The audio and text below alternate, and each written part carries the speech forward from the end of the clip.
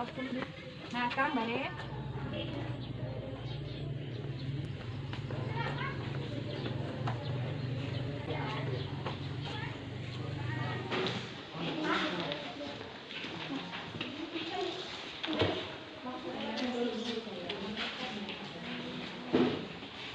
Assalamualaikum warahmatullahi wabarakatuh. Waalaikumsalam warahmatullahi wabarakatuh. Selamat pagi anak-anak ibu semuanya. Pagi, Bu. Gimana kabarnya hari ini? Baik. Oke, coba kita yel-yel dulu biar semangat belajarnya hari ini. Kelas 7A. Semangat Diri. Sukses. Lagi kelas 7A. Semangat diri. Sukses. Oke, terima kasih. Nah, di masa pandemi ini jangan lupa kalian tetap menjaga kesehatan, terutama menjaga kebersihan. Nah, sebelum kita mulai pembelajaran, marilah kita berdoa dulu supaya pembelajaran kita hari ini berjalan dengan lancar. Berdoa mulai. Doa selesai. Nah, sebelum kita mulai belajar, Ibu mau lihat presensi kehadiran dulu. Pertama, Bagas, Ibu.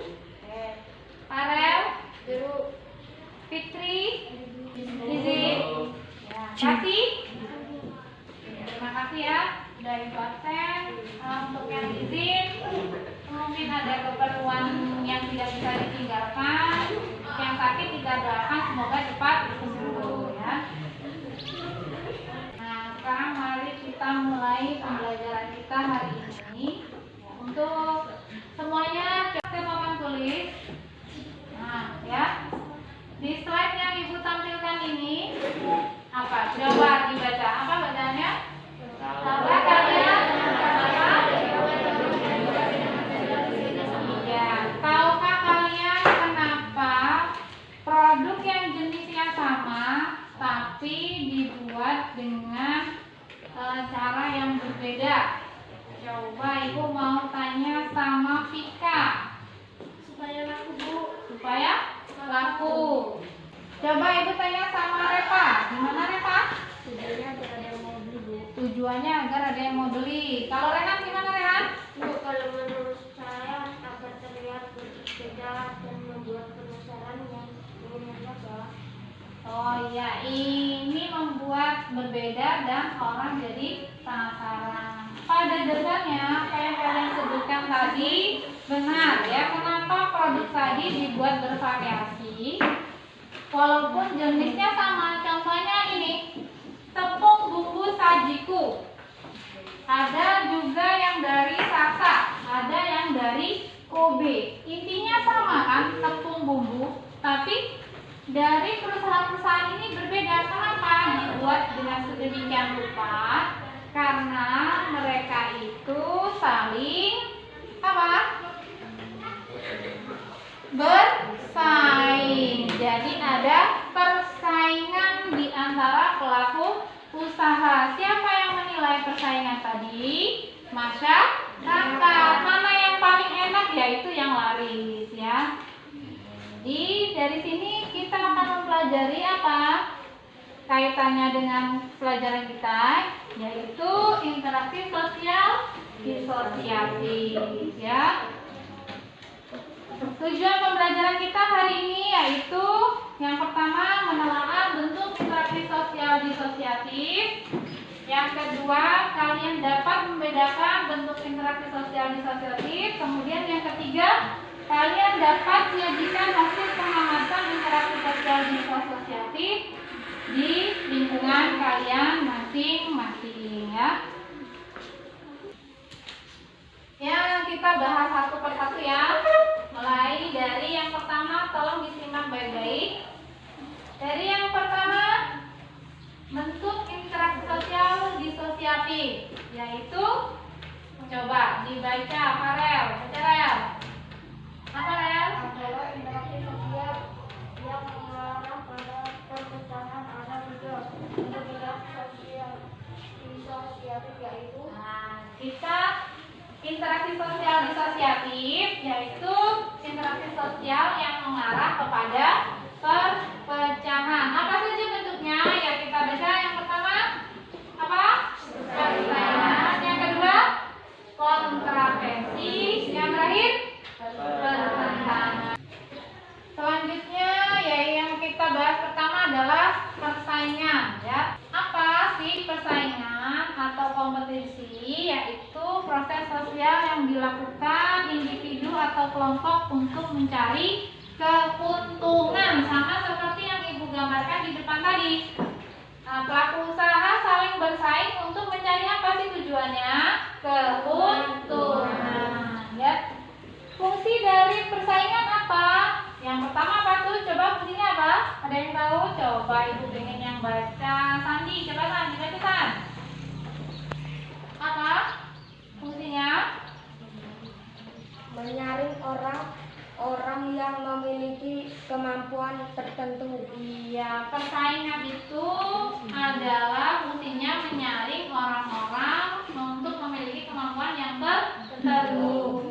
Selanjutnya, yang selanjutnya adalah kontravensi. Apa itu? Yaitu usaha merintangi atau menggagalkan tercapainya suatu tujuan pihak lain disebabkan karena ada keraguan, ada penolakan ya. Jadi kalau temennya ada yang misalnya nih, ada teman kalian yang sudah dipilih menjadi ketua kelas. Ibu pilih si A jadi ketua kelas. Tapi ada teman yang lain tidak suka, pasti di belakang akan berbicara. Saya tidak suka dengan si A itu pemalas, pembolos. Nah, jadi ada keraguan di dalam hati teman-temannya ya. Itu salah satu contoh dari kontravensi. Selanjutnya yang ketiga adalah perkembangan atau konflik, yaitu suatu proses sosial ketika seseorang atau kelompok dengan sadar atau tidak sadar menentang pihak lain disertai dengan ancaman. Di Lampung ini sering terjadi konflik? Sering. Contohnya itu konflik lahan. Sering ya di Lampung ini konflik lahan, perebutan lahan dengan pihak perusahaan. Bahkan sampai terjadi pembunuhan itu sering sekali di Lampung, terakhir ada di Kabupaten Waikana ya. Oke, penyebabnya apa? Coba kita baca penyebabnya apa? Yang pertama, perbedaan individu dan budaya. Kedua, mobilitas sosial. Yang ketiga, benturan kepentingan. Ini penjelasan Ibu sekilas tentang materi kita berkaitan dengan interaksi sosial disosiatif. Selanjutnya, sebelum kita memasuki diskusi dan presentasi, mungkin ada yang belum paham tentang yang sudah dijelaskan tadi. Silakan diangkat tangannya kalau ingin bertanya. Silakan. Oke, coba Reza, gimana Reza? Saya ingin bertanya kenapa kita perlu berkompetisi? Ya, kita kenapa perlu berkompetisi? Karena dengan berkompetisi akan membuat kita lebih bersemangat untuk mencapai suatu tujuan. Kalau kamu lihat temanmu sukses, masa kamu nggak pengen sukses juga? Sama kan ya, sama-sama ingin mencapai keberhasilan. Selanjutnya, Rosida, tadi gimana? Ada pertanyaan? Bu, gimana? Ibu ingin bertanya juga, apakah konflik selalu disertai dengan ancaman? Ada pertanyaan dari teman kalian, apakah setiap konflik itu disertai dengan ancaman? Ada yang mau jawab? Ayo, gimana yuk? Kalau tidak diancam bukan konflik. Kalau tidak diancam katanya bukan konflik. Coba yang lain. Firza gimana? Iya benar, konflik disertai dengan ancaman supaya keinginan tercapai. Konflik disertai dengan ancaman supaya keinginan tercapai. Benar sekali ya, yang namanya konflik pasti disertai dengan ancaman. Karena apa? Karena agar apa yang diinginkan dari yang mengancam tadi dapat tercapai. Jadi orang kalau diancam atau kalau dipaksa mau nggak mau pasti mau memberikan apa yang diminta oleh orang lain. Nah, selanjutnya sudah ya kita tanya jawabnya. Terima kasih tadi kalian yang sudah bertanya dan membantu menjawab ya. Selanjutnya kita berdiskusi dan juga melakukan presentasi. Sebelum kalian berdiskusi, Ibu bagikan dulu lembar kerja peserta didiknya. Nanti kalian isi sembari kalian mengamati video ya.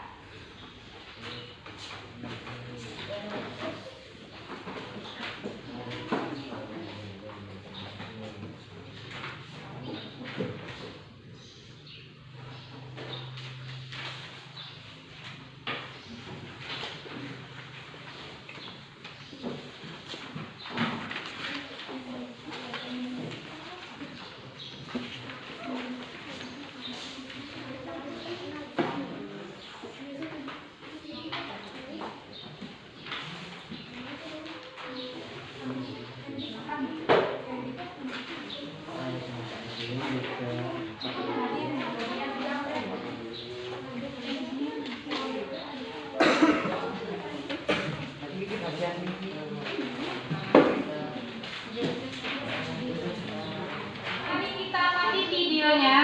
Silakan dicatat hal-hal yang penting yang ada di video. Nanti untuk bahan kalian mengisi LKPD yang sudah Ibu bagikan tadi, ya.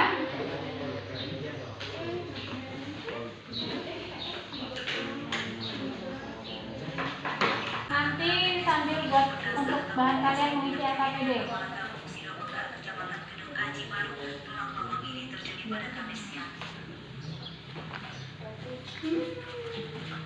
Permasalahan sengketa lahan ini terjadi setelah kepala kampung mengajak warganya mendatangi area perusahaan perkebunan sawit ini. Menurut pihak warga, sirih yang dibangun oleh pihak perusahaan berada di atas lahan warga, sementara pihak perusahaan menolak diklaim telah menyerobot lahan warga. Konflik memuncak setelah area sirih yang dibangun perusahaan justru kerap meluap saat menyerang area sirih memicu banyaknya yang masuk pemukiman warga.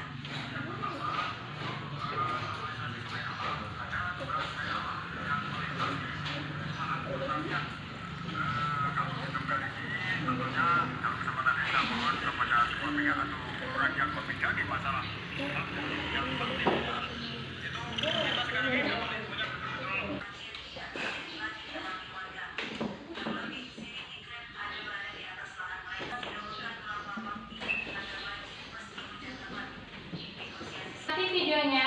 Sekarang silakan berdiskusi dengan kelompok masing-masing untuk membahas soal-soal yang ada di LKPD setelah kalian mengamati video.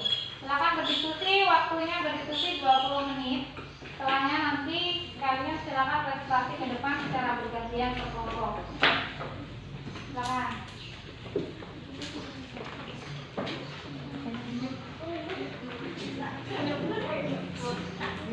Dari sini.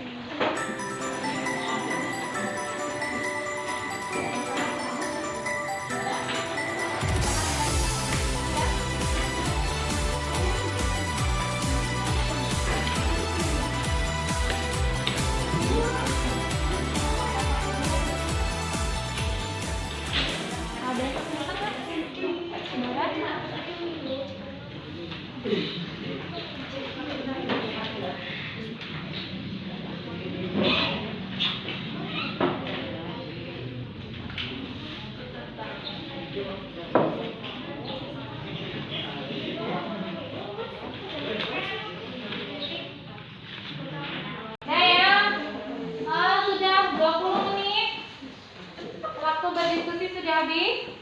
Sekarang coba kita presentasikan ke depan ya. Jadi kalian itu selain berdiskusi berdiskusi juga harus berani tampil di depan supaya terbiasa berbicara di depan umum. Jadi usahakan untuk tidak malu-malu dan berusaha percaya diri ya. Kelompok pertama silakan untuk presentasi ke depan. Satu untuk maju ke depan. Jadi ketika kalian presentasi, ibu tetap menilai kalian ya. Assalamualaikum warahmatullahi wabarakatuh. Waalaikumsalam. Kami dari kelompok pertama akan mencoba menjawab pertanyaan setelah mengamati video. Bagaimana konflik lahan tersebut dapat terjadi? Penyebab konflik lahan adalah adanya perebutan lahan antara masyarakat dengan perkebunan sawit. Tidak ada yang memperdulikan kebersihan dan keaslian lingkungan. Konflik sudah terjadi bertahun-tahun. Dampak yang mungkin terjadi akibat konflik lahan tersebut, dampak yang mungkin terjadi adalah muncul sikap saling curiga. Masyarakat dapat melakukan tindakan anarkis. Bagaimana solusi untuk menangani konflik lahan antara perkebunan sawit dan warga? Solusi dari konflik tadi yaitu mengadakan pertemuan antara kedua pihak, menanyakan alternatif dan lainnya. Demikian tadi jawaban dari hasil diskusi kelompok kami. Ya, sudah. Tadi kelompok pertama sudah melakukan presentasi. Mungkin ada yang ingin bertanya pada kelompok satu, silakan. Oke, Fitri, silakan. Saya ingin bertanya kepada kelompok satu, apakah konflik lahan itu sangat berbahaya jika dibiarkan saja? Itu dari pertanyaan dari temanmu, dari kelompok 2 ada yang bertanya, apakah konflik lahan itu jika dibiarkan saja dapat berbahaya? Coba silakan ya, yang mau jawab. Benar sekali, konflik lahan akan sangat berbahaya jika dibiarkan saja, karena dapat menimbulkan masalah lebih serius seperti demo dan saling menyerang seperti yang terjadi oleh kanan baru-baru. Oke, jadi sangat berbahaya ya, Fit, kalau dibiarkan dan dapat mengancam nyawa ya. Terima kasih kelompok 1, silakan duduk, beri tepuk tangan.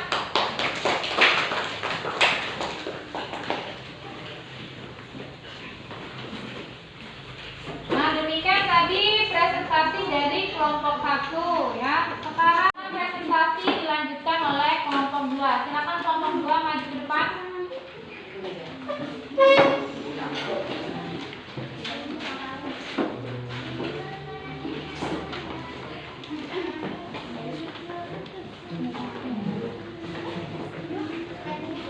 Assalamualaikum warahmatullahi wabarakatuh. Waalaikumsalam warahmatullahi wabarakatuh. Kami dari kelompok 2 akan mencoba menjawab pertanyaan setelah mengamati video. 1. Bagaimana konflik lahan tersebut dapat terjadi? Penyebab konflik lahan adalah masyarakat merasa dirugikan dan tidak memperoleh biaya apapun. Tidak ada yang memperdulikan kebersihan dan keasrian lingkungan. Konflik sudah terjadi bertahun-tahun. 2. Dampak yang mungkin terjadi akibat konflik lahan tersebut. Dampak yang mungkin terjadi adalah muncul sikap saling curiga. Masyarakat dapat berbuat nekat seperti membakar lahan. Masyarakat dapat melakukan tindakan anarkis.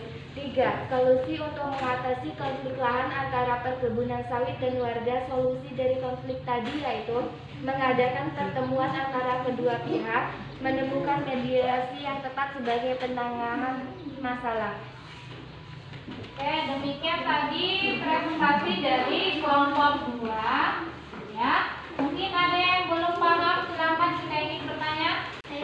Melati, silakan. Saya ingin bertanya, apakah solusi yang tepat untuk menyelesaikan konflik? Tadi ada pertanyaan dari teman kalian kelompok 1. Bagaimana solusinya? Coba silakan dijawab.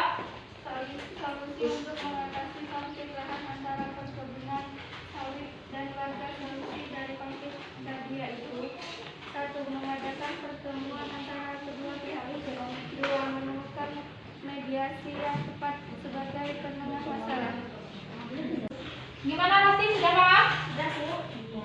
Jadi kita kalau mau menemukan solusi dari sebuah konflik, salah satunya dengan menggunakan mediasi ya. Terima kasih untuk kelompok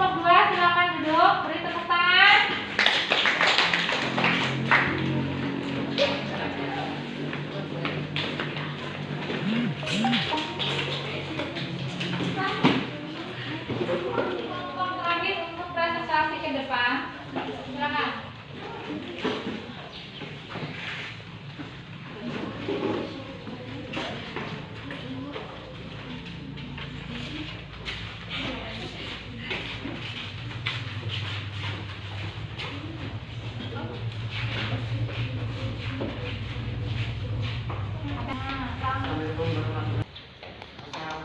warahmatullahi wabarakatuh. Waalaikumsalam warahmatullahi wabarakatuh. Dari kelompok saya akan mencoba menjawab pertanyaan setelah mengamati video. 1. Bagaimana konflik lahan tersebut dapat terjadi? Penyebab konflik lahan adalah masyarakat merasa dirugikan dan tidak memperoleh biaya apapun. 2. Tidak ada yang solusi untuk mengamati konflik lahan antara perkebunan sawit dan warga. Solusi dari konflik tadi yaitu 1. Mengadakan pertemuan antara kedua pihak. 2. Menemukan mediasi yang tepat untuk menenangkan masyarakat. Demikian tadi jawaban dari hasil diskusi kelompok kami. Oke. Itu tadi hasil diskusi dari kelompok yang terakhir. Mungkin di antara kalian ada yang ingin bertanya, silakan. Saya ingin bertanya kepada kelompok terakhir. Oh iya, silakan Karel. Apakah solusi yang tepat untuk menyelesaikan? Apakah solusi yang tepat untuk menyelesaikan konflik? Ayo, coba gimana? Benar sekali, konflik lahan akan sangat berbahaya jika dibiarkan saja, karena dapat menimbulkan masalah lebih serius seperti demo yang saling menyerang seperti yang terjadi di Waibanan baru-baru ini. Gimana Karel? Sudah paham ya? Ya. Terima kasih atas presentasi kelompok terakhir. Beri tepuk tangan, silakan duduk kembali.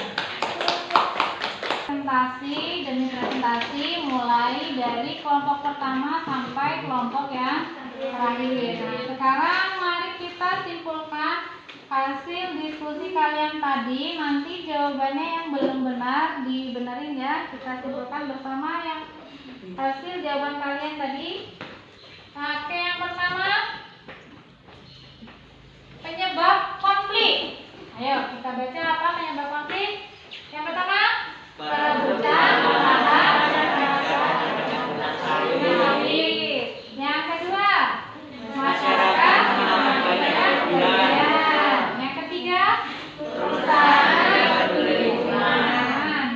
Yang keempat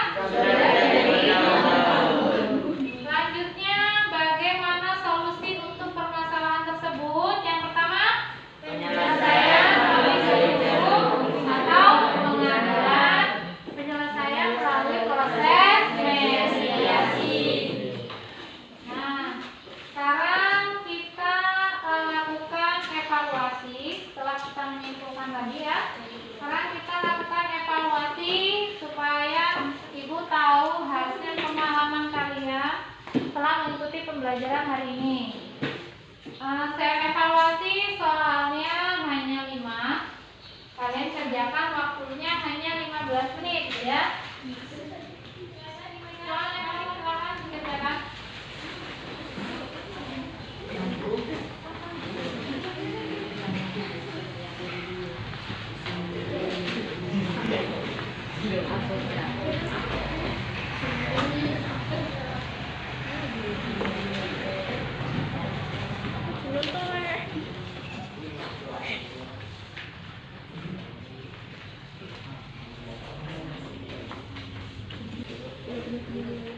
Silakan dikerjakan soal evaluasinya hanya 15 menit waktunya.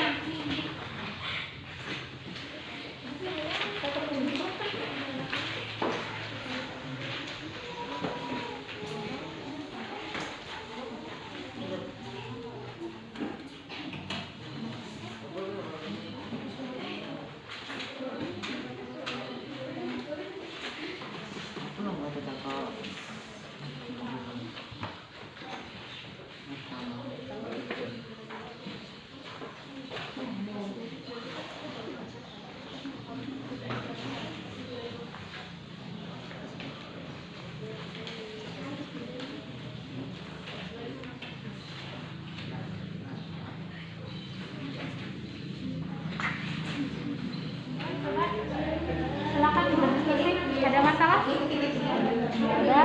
Silakan dibahas ya dengan kelompoknya ya. Oke, silakan.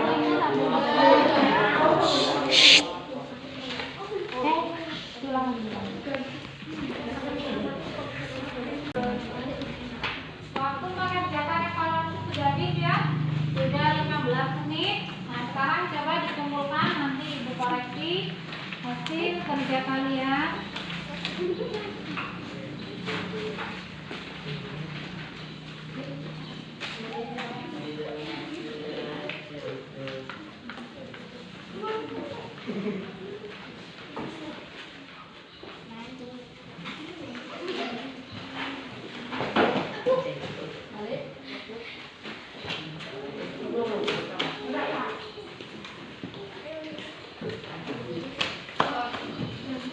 Nah, semua sudah mengerjakan evaluasi.